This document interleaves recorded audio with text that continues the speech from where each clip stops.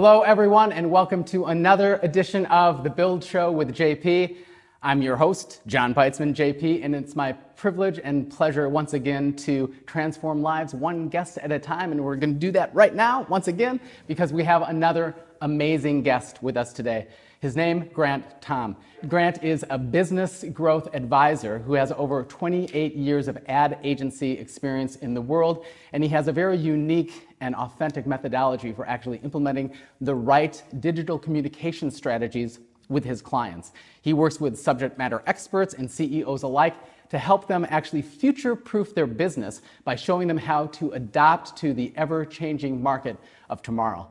You know that I love acronyms. Well, Grant loves acronyms as well. In fact, the playbook he implements with his clients to win in business is SMART, S-M-A-R-T, and that stands for Strategy, Media Platform, Authenticity, Results, and Team. So from one acronym enthusiast to another, welcome to The Build Show, mate. JP, thank you very much for the opportunity. Yeah, it's great to have you here. So that's a lot you have going on there and a lot you've done so far. What are you excited about as you sit here right now in the studio today?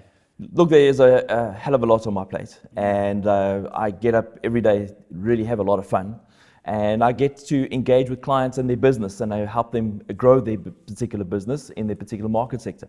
Right. And it's amazing to do that each and every day. Well, each client's got a different story to tell, each client's got a different strategy to overcome, and each client's got a different budget in which they can apply the energy and the excitement to their brand. Right. And I love how we walk through kind of the build, methodologies here. So we'll walk through that. For those of you still who don't know what build is an acronym, of course, that stands for build relationships, understand the business, implement strategies, lead and inspire, and deliver excellence. And what I love about this show is that we get unique experiences and stories and, just really client understandings of how Build has helped yourself and clients, around the world. And we can start with Build relationships. Sure. And just either, again, in your personal life or, Build is a personal and professional kind of platform for growth and success. But if something comes to mind from the standpoint of you're probably on a personal standpoint, I'd be really interested in relationships in your life, right? Some key ones that really changed everything, that the foundation of that relationship really made a significant difference to your success. Does anything come to mind? Well, if I had to talk back to my 20-year-old self. Yeah, I love that exercise. I would plan better, I would think bigger, but I would surround myself with the right people. Right. And I think that is the key to building relationships, is by making sure that the people that you got around you to assist you, be it achieve a goal, achieve a target, make something happen, is that people got the passion, people got the attention, and the people got the want to do that. It's not a job, it's a career. And by doing that, it's by putting your best foot forward every single day of your life. I think that's what helps build relationships with a view to make companies grow and become great companies. Right. And did you form a lot of solid relationships? Look, I've had to have a bit of both. Yeah. You've had to have a few of the poor to have a bit of the good to understand what good is. Right. So yeah, you go on a bit of a journey. There's never a straight road in any desert. Yeah. And sometimes you have to really find the relationships where you can leverage with the view to then leapfrog, with the view to get what you want to try and achieve. And from a client perspective, what would you say is a key to ensuring you have the right relationship with them?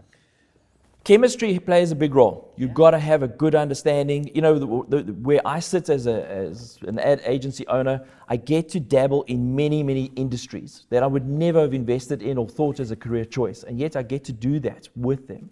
Right. But it is about having that understanding of the synergy of the character that you're talking to with the view of the passion that he needs to overcome. My role is to try and highlight the obstacles that are in the way, in the sense of marketing, in the sense of noise, in the sense of confusion of message, in the sense of competitiveness. Yeah. And how do I come up with a strategy that's going to make him stand out amongst the crowd? Naturally, not all clients are brave. So as much as you can come up with the best ideas, sometimes you have to tone it down with the view to maneuver through the maze of obstacles with the view to try and get some form of recognition in the sense of the client, the brand, the sell, whatever the case that the client is expecting from the investment. Right. That's really cool. And having that ability to see things that they can't see, right? Which is a great, relationship to have, because that brings something to the table, right? And I don't always know all the answers. Sure. You know, sometimes you have to go on a bit of a journey, sometimes to go a little bit of research and development, and you come across key obstacles that I didn't know about that become part of the thinking of how I'm going to advise or develop the strategy to look at how do we get consistent message, how do we look authentic in our communication, and how do we make sure that the end user, the person who's listening, reading, finding the information, is that it's value for them at the end of the day. Right, which segues right into you understand the business, right? Yeah. Which are, really talking about the different elements of your understanding over the years of things, and usually that's built upon the right relationships, right? Because like you just articulated, you have the right relationships, and sometimes you're helping a client, you have to go research and understand the business more to then be able to help them further, right? Correct. So what are some other things in the category of understand the business that you'd like to share with our listeners and viewers today? I think it's a case of you've got to be careful what you wish for. Yeah. Everyone wants to be great, but it comes at a price and it comes at a commitment, and you have to have the discipline. And not everyone wants that or has that or needs that from them or their team. It's a case of you've got to be the right value to the right people in the right place at the right time. Right. So as long as you don't think too big and you make sure that what you're delivering to the people you're delivering to is the perfect circle for you at that point in time. You can always think bigger, but when you get to bigger, you've got to make sure you don't lessen your quality, your delivery of service, or your price point, so that you don't look like a rip-off or you don't look like you're too big for your boots. Right. And I think humbleness is a key aspect of growing business. You can grow too fast, too quickly. You can grow too fast, and when you're growing too fast, you're lacking in systems, you're lacking in principles, you're lacking in getting the right team to support the brand and the brand value and the brand passion. And eventually what happens is that you can't be everywhere at once. And therefore you rely heavily on your team that's going to uphold the brand standards. And many a time I think we've had bad customer experience, and I think that's an example of that. Exactly, because you never know that they're actually portraying the right brand because they're not you. Right? That's right. Yeah. There's a lot of stories out there too about people who grow exponentially from a standpoint of what they think success is, but at the end of the day, they're actually more stressed and actually making less profit. They're making less profit. They've borrowed more from the bank. They've got more liabilities. They don't know where they're dropping the ball, and they're exhausted. Right. All for what? Right? Yeah. So that's a key understanding to take home. A big mistake that we make is that we believe that all clients want to grow big. They don't. A lot of clients just want to be just better at what they're doing. A lot of clients maybe just want to evolve slowly, and they're good with that. They don't have to take on the world. We've got this. We hear stories in the media of this company taking on the world so quickly, and we've got a lot of these digital stories where post 2004 we didn't know who they were. And yet today they are relevant in our lives, and that's how fast that they've grown. So we think that everyone wants to grow at the same speed. It's not the case.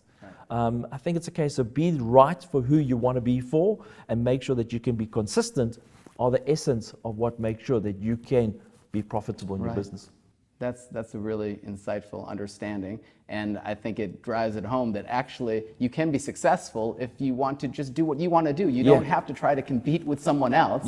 Just look at yourself and understand what makes you happy, what makes you successful. I talk a lot about being authentic, and right now we sit in a digital age where the viewers, the readers, the people who are consuming digital media, they are interested in authenticness. They're interested in sincerity, and they're interested in people who are not takers with the view to destroy the earth. They want to know that people are starting to take care and be responsible. And people very quickly start making up their mind if they're going to support you and follow you, or if they're going to drop you and leave you. Because if you're not authentic, it doesn't matter. And that's why I think in video, bloopers are good, because bloopers show that you're real. When you're so perfectly precisely filmed and videotaped. And the makeup and the Photoshop and the... clearly that's not happening here. Just so you know. Well, this is one take. That's right, exactly. No bloopers needed, right? But we roll with the bloopers. Right, exactly. Yeah. And that makes authenticity. And authenticity shows sincerity. And sincerity is what gets people to buy in.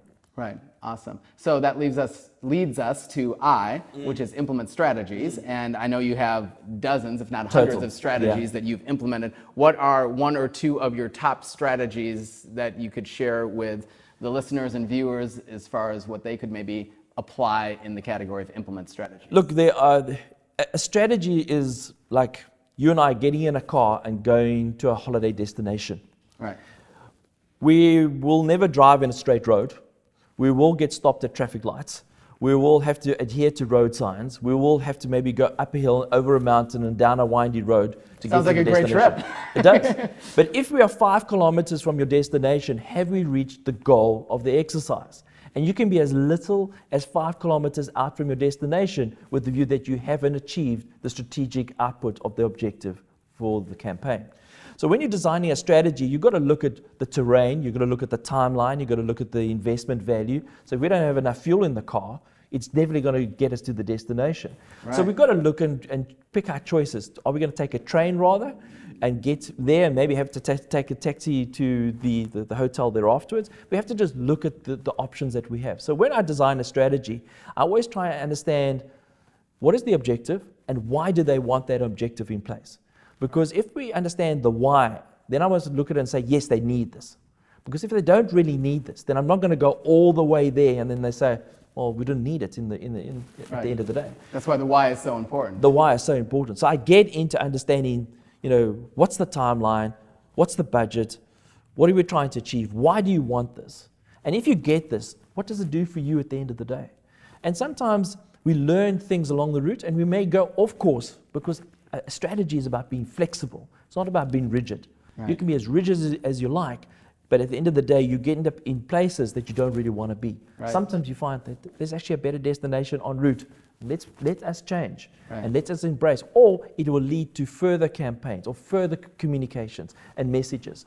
And I think what's so great about now is that in the digital space, there is so many stories. It's about storytelling, but you can't run out of stories with the view to enhance a message, enhance a value, enhance a promise. And I think those are the kind of things where it's not about the hard sell anymore, because people are not interested in being sold to. They want to be entertained. They want to be edutained. They want to make sure that they are buying in to the value principles of your brand. Right. Amazing. And what struck me too is you talked about the flexibility in strategies, right? Like the road analogy, because you could be going down this road, and if your blinders are on because you think that's the place you want to go, you might just look over here and actually that's a much better resort. That's right. And they have a special that weekend, so you can divert too, right? So having that flexibility and awareness to actually go where you need to go with a plan, but not a plan that actually stops you and limits you from doing things that might actually improve your success even greater. And this is where we come back to team. If your team are not ready to adjust and the wheels in your organization take a long time to turn, you may miss those key opportunities. It's when you are flexible, when you are adaptable, when you can embrace. That's when you can get the best leverages, leapfrogs, opportunities into spaces that you never thought were possible. And that's where value sits, and that's where monetization sits, that's where profitability sits, by unlocking key areas that you never thought were part of your business previously. Right, and speaking of team, that's a great segue to L, lead and inspire. So how do you ensure that you lead and inspire your team and others so that they can uphold the things that we've been talking about? I think coming back to team, it comes back to chemistry. You've got to understand your strengths and the weaknesses of your team. I think the biggest mistake that we all make is to make sure that we presume that what is your team can do or should do, that they can do. So you hire a person and you want them to do a certain task, but sometimes they just may need to be guided a little bit. So what I often say to many people, and it's a hard task, is for a leader to sit and actually document the pros, the cons, the journey, the obstacles, the objections, and try and work it out as if they are sitting in that seat. Right. And then try and give a handbook or a game plan to a staff member with the view of making those not just go figure it out. Well, that's the biggest mistake. You hire a person when you're in need, you put them in because they say they can do the task, and you expect them to just automatically run because they've got the degree behind them. It's not the case. Right. When you're a team sport and you go into the field, everyone's got a role. But at the end of the day, our objective is to score goals, also to get the ball by the try line, which I call the money line. Right. And not all 15 people can score a try. Right. So therefore, you need one to score, but you need 15 people to push to get it happen. But not everyone can do the same job on the field. Same in your company. You've got to need to make sure that you understand the strengths and the weaknesses of your team and make sure that you are paying attention. Something that I say to a lot of CEOs, I say, what is the most important job that you have in your company? And they'll give me a long list. And they're right, that list is important. Right. But I say, what's the number one thing? And they will hum and hum about many things. But then what happens is, I said to them, your number one task is to make sure your team come back tomorrow. And they look at it and they say, because if your team don't come back tomorrow, they're not going to do the job. So therefore, look after the team, educate the team, share with the team. That's a good top of the job list. Yes, you've got all the other things to do, and so is your team. But if you're making sure they're coming back tomorrow, you're in business. Right, and that's what leadership is all about. That's right. So delivering excellence, D, finally, how do you deliver excellence in your personal, professional life? I mean, how do you make sure that excellence actually gets delivered, and what is excellence to you? Excellence is different for everybody. For me, my D is discipline. Right. Okay, I have to be very, very disciplined. I'm not a naturally disciplined fellow, but in business, I have to be. So therefore, I set myself benchmarks, I set myself markers and measures, and I make sure that I pace myself. So I make sure that I'm not out of breath, but also make sure that I'm not behind the race either. And I make sure that I'm constantly measuring myself and scoring myself as to where I am. And that's just me. With clients, you find that for them, it's money in the bank. For other people, it's a case of how people have responded to a campaign. Sometimes it is about the internal customer, your team, that is buying in and supporting everything that you do and making sure that they are putting their best foot forward to help with objections, difficult circumstances, with the view to ensure that they can deliver a brand promise. Right. And how do you actually put that balance we talked about? And I love how one of your A's is authenticity, because Build is, a heart-based system for personal and professional growth. So it's all about authenticity and bringing that to the personal side of things and actually ensuring that you have excellence both personally and professionally. How do you guide people, or what do you do personally to make sure that you have that balance, some call it, or that integration between the work and life? So what's very important is that I do believe in creating rewards. I do believe in celebrations. But I believe that you celebrate along the milestones rather than you celebrate at the end of the journey. Right. So I think that it is important to have small measures. I think it is also not to take people for granted.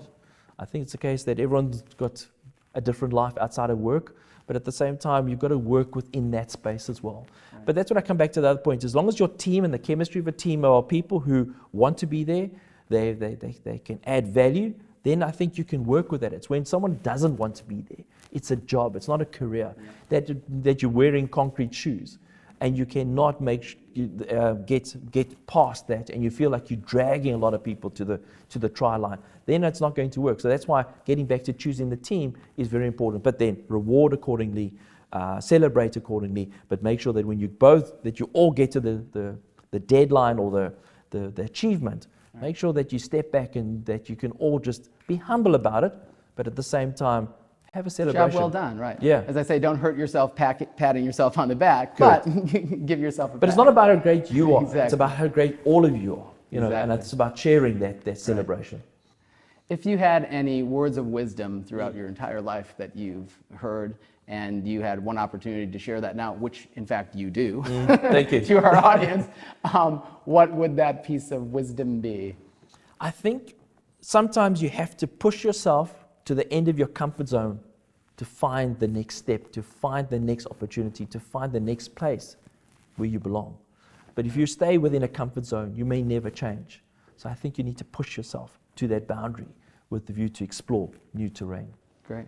Awesome. Finally, how can people get a hold of you? What do you offer, and how can they get you in social media or your website? Well, basically, if you link up to my website or get hold of me via LinkedIn, I'm happy to share. The gem that I pass on is that I will talk to anyone. There's no off limits. Anyone who's got a question, anyone that wants an ask, I will entertain it. Great. Because you never know where the next diamond's going to be. That's right. And what is your website? The website is grantthom.com. Pretty easy. Yeah. grantthom.com. That's it. I love it. It just flows off the tongue, right? And obviously, if you want to find out more about the Build Framework, you can go to thebuildframework.com to get more information. Grant, thank you so much for joining us on JP, the show today. It's been a great pleasure. Thank you. Absolutely. Thank all of you for joining us as well. See, that'll be on the bloopers. No, it's one take, so we're going to keep it in for authenticity. We'll see you next time on the Bloopers Build and all. Show.